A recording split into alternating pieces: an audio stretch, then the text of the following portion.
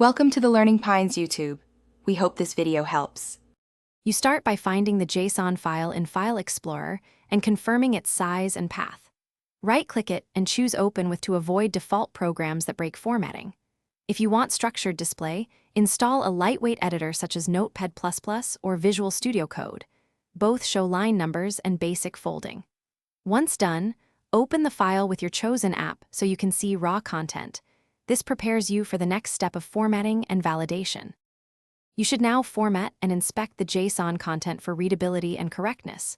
Use the editor's format document or a JSON plugin to auto-indent and collapse objects. This reveals structure at a glance.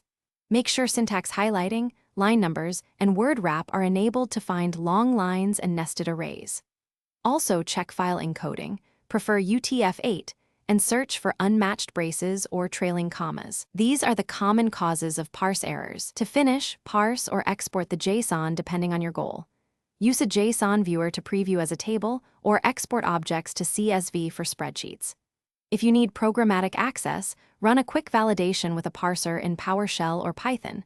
This confirms structure and types.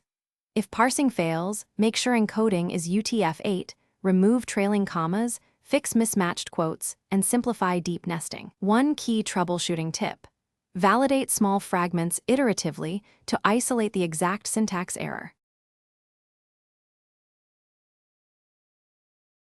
Thanks for watching. Consider subscribing if we helped you.